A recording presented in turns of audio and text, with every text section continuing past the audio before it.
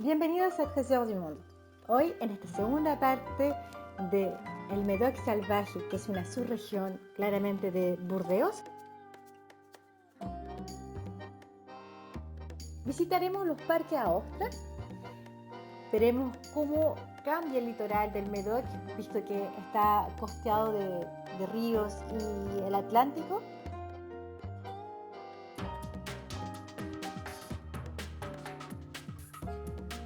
Aprenderemos las técnicas de base para abrir fácilmente sus ostras.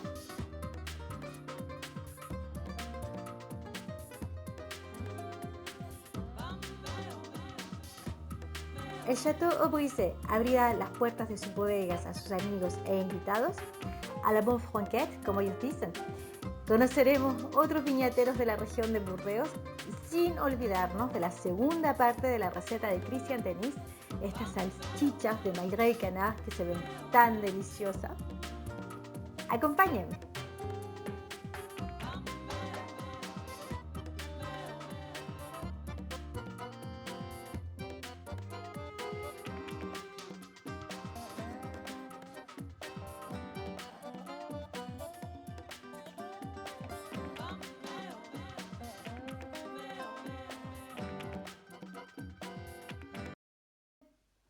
En el litoral del Médoc podemos ver la desembocadura de la Garona y la Dordogne que llegan directamente al Atlántico en el Médoc.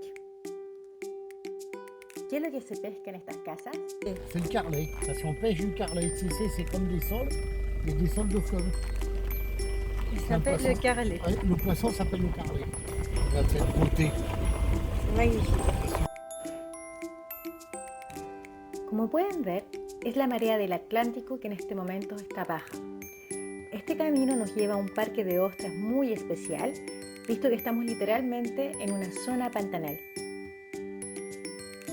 El agua de estos pantanos se compone tanto de agua de río como agua de mar. En este campo de ostras conoceremos a Marie, una ostricultora que ha ganado bastantes premios por su ostra y su manera de cultivar su ostra. Nos va a hablar un poco más de la ostra del Médoc. Bonjour. Alors, quelle est l'huître que vous allez ouvrir? Alors, c'est de l'huître spéciale affinée en Médoc. Et c'est quelle différence ils sont avec les autres huîtres qu'on trouve dans le marché? Alors, elle est moins salée, parce que c'est un mélange d'eau saumâtre que vous voyez tout autour le marais. C'est à la fois de l'eau salée et de l'eau moins salée. Voilà ce qu'on appelle de l'eau saumâtre. Voilà. Et la particularité, c'est que ça lui donne davantage de chair et un petit peu moins de sel. Voilà. Là, ouais. Voilà. Ça vous va comme ça? Ouais, ça me va comme ça. Ouais, et elle est légèrement verte. Ah oui, sur les côtés. Voilà. Ouais, c'est parfait. Donc, ouais. ça, c'est la couleur. Oui. Top. Oui. Quel... Vous allez la goûter? Moi, je vais la goûter avec grand plaisir. Allez, hop.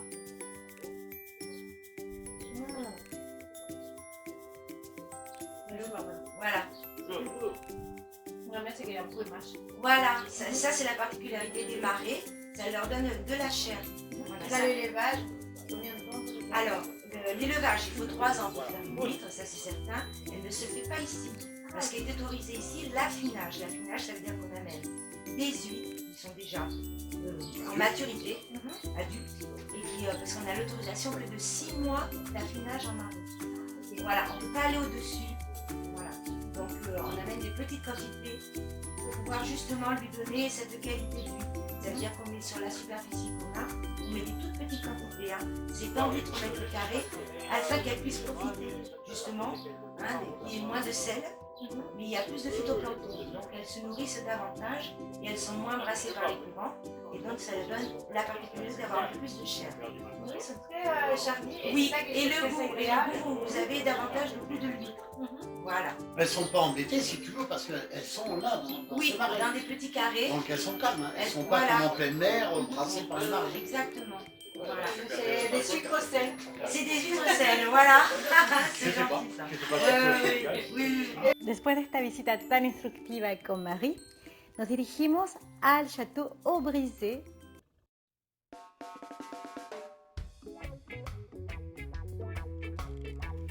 Esta acogedora familia ha preparado para todos sus amigos y visitas una agradable degustación de productos típicos del Médoc, todo esto acompañado de sus vinos. En el Château Brisé, como yo ya les había hablado, pero el sentimiento de compartir no es solamente compartir con sus clientes, sino que también con sus amigos que son vignerons, pero de otras zonas. Alors, toi tu viens de quel côté de Bordeaux? Alors, bon, pas, enfin, Médoc, c'est Saint-Estèphe. Saint-Estèphe. Voilà. Et ça fait combien de temps que tu viens ici? Chez moi, 10 ans, sinon il y a quelques années, parce que j'ai créé une propriété en 2009. Donc avant j'étais régisseur sur une propriété et depuis je suis chez moi au château Marceline, voilà, à Saint-Estèphe. Et depuis combien de temps tu fais du vin? C'était à l'affaire des familles ou... Non. Mais après 18 ans, quoi, après les études, voilà, ça fait 35 ans. Voilà, que je fais du vin en gros. Et comment tu veux me décrire Saint-Estèphe? Saint-Estèphe, ensuite il y a 1200 hectares, 56 viticulteurs en gros, et un terroir un peu particulier. C'est plein de sols différents à Saint-Estèphe et le but c'est d'avoir des vignes un peu partout pour faire la complexité de Saint-Estèphe avec tous ces petits terroirs différents. Quels sont les sols, le terroir? Chez moi j'ai argile un peu dessous, sable grave, grave et sable. Voilà, il y a plein de sols différents, donc c'est ce qu'il faut à Saint-Estèphe, avoir des vignes un peu partout pour faire un vin différent. Les argiles à Saint-Estèphe sont... Tu plantes chez toi? Chez moi j'ai 60% de Cabernet Sauvignon et 40% de Merlot. Uniquement ces deux cépages. Et pourquoi le Cabernet est majoritaire chez toi? Parce que je suis un Médoc, et un Médoc autrefois était... Médoc est un vin de garde généralement, et le vin de garde, on le fait avec le Cabernet Sauvignon qui fait la charpente et la puissance du vin, qui va faire aussi la garde, et le Merlot c'est plutôt le côté fruité, aromatique. Donc pour des vins de garde, on est généralement entre 60 et 70% de Cabernet Sauvignon, c'était la typicité du Médoc, voilà, que je veux garder, donc je suis à 60% de Cabernet Sauvignon et 40% de Merlot. Et quand tu dis que ça apporte à la capacité de garde, ça veut dire que tu travailles simplement la partie cépage là-dedans, ou tu travailles aussi un peu les barriques pour pouvoir oui, cette opportunité-là? ça vieillit aussi en barrique. Moi j'ai tous mes vins, alors j'ai qu'une petite propriété, donc tous mes vins passent en barrique parce que j'en ai pas beaucoup, et j'ai pas beaucoup de surface, donc pas beaucoup de vin. Et oui, et le fait de barrique aussi fait que ça va amener une complexité au vin. Et on va avoir l'opportunité de déguster tes vins? Oui, bien sûr, j'en ai porté. Tu en as apporté? J'en ai apporté un peu, bien sûr. Bien. Luego de haber compartido este pequeño momento con Marc, probaremos sus vinos del Château Marceline. Con solamente 10 hectáreas, la familia Denis trabaja los vinos del Château Haut-Brisé, en la denominación poco conocida que es la de Cru Artisan. Esta denominación reagrupa todas las propiedades vitivinícolas que han sido puestas a un lado porque son muy pequeñas, y esto no les da el derecho a tener otras denominaciones o otros nombres de denominaciones quizás un poco más conocidas. La burocracia y reglas insólitas hacen que propietarios de viñas pequeñas se cierren los codos entre ellos para poder salir adelante y comercializar sus vinos.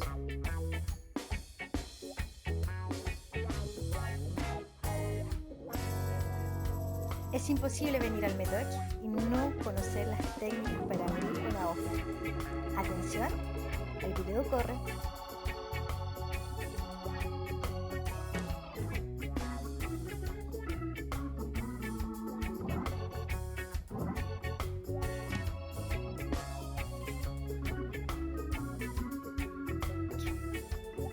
Atención, el aperitivo está comenzando.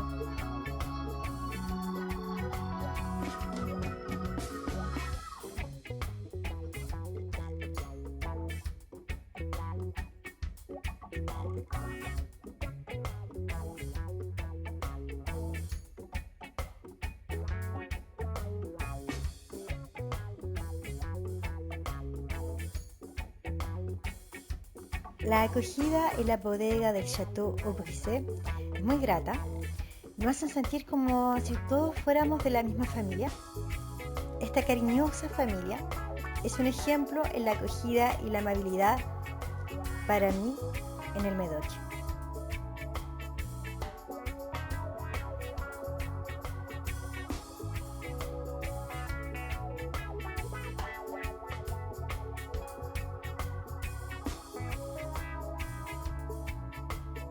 Me despido de estos invitados de honor y de todos los amigos del Chateau Aubrisé en esta gran comida para seguir nuestra aventura con Christian Denis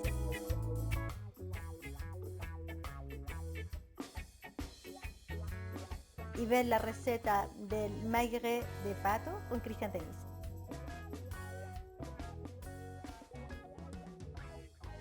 Pato trabajado con Christian. Christian, tu peux me dire qu'est-ce qu'on suit pour la deuxième partie de ces canards? Alors, nous sortons le plat du frigo où ces magrets ont passé la journée d'hier dans le gros sel. Rappelez-vous qu'on avait bien mis du gros sel partout et mis au frigo ensuite. Donc, je récupère ce plat et je vais sortir les magrets l'un après l'autre, bien les frotter parce qu'il y a énormément de gros sel qui a permis de cuire cette viande. Donc maintenant, surtout, bien sortir ce gros sel. Je frotte avec du sopalin, du papier, voilà. Comment ça se fait que la couleur elle a changé comme ça? La couleur a changé, tu le vois bien par rapport au rouge et on est devenu un peu plus noir ce matin parce que c'est le sel qui a cuit cette viande. Voilà. Et il faut attendre combien de temps pour que le sel cuise la viande? Mais on les a mis hier, sinon mes souvenirs sont... Ils devaient être à peu près 9h ou 10h du matin et on les sort aujourd'hui à 9h, 10h, 24 heures. Donc là, je finis de les nettoyer. Ensuite, je prends une planche à découper que je vais mettre énormément de poivre. Tu as déjà mis les poivres sur la planche? Alors, le poivre est sur la planche et maintenant, une fois que le magret est bien dessalé, qu'il n'y a plus un grain de sel dessus, je trempe ce magret dans le poivre. Et là, énormément de poivre sur le magret, bien frotté à la main, partout, beaucoup de poivre. Là, tu mets encore plus de poivre? Encore plus de poivre et ensuite on passe la main et on le laisse comme ça. Et le poivre va permettre la conservation dans le chiffon. Ensuite, je prends un chiffon très fin, de maille très fine. Je prends mon magret donc, qui a été très bien dessalé. Pourquoi il faut un chiffon tout fin? Pour que l'air puisse passer et surtout que ça puisse vieillir dans son chiffon pendant les 21 jours de frigo. On va voir ça après. Donc, je mets ce magret dans mon chiffon très fin et je tends le chiffon au fur et à mesure que je roule le magret bien serré dans le chiffon. Une fois que, voilà, j'arrive à la fin, le chiffon est bien serré. Donc maintenant, je prends de la ficelle à rôtir, très fine. Voilà. Cette ficelle à rôtir, je saucissonne ce magret dans son chiffon, exactement comme un saucisson. Bien serré. Et tiens, tu vois, regarde, sur un, il y a le sang qui ressort. Donc, ça prouve que c'est suffisamment serré. Et ça va nous permettre de bien le conserver au frigo. Tu le mets n'importe où au frigo? Oui, alors de préférence en bas du frigo pendant 21 jours. L'oublier complètement et dans 21 jours, vous ouvrez. Voilà, donc celui-là est fini. Et voilà, dans 21 jours. Allez, bye bye. Espero que le haya gustado y que ahora el Médoc les sea más familiar.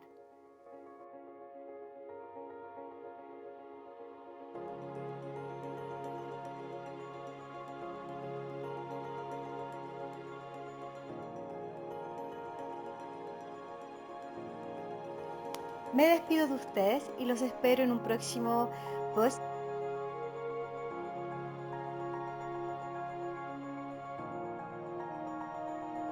Podremos ver lo que queda del Médoc salvaje a conocer, los faros, el Atlántico y también el maridaje de comida peruana y el Chateau Aubrisé. Nos vemos las próximas semanas. Soy Judith Enríquez y hasta pronto.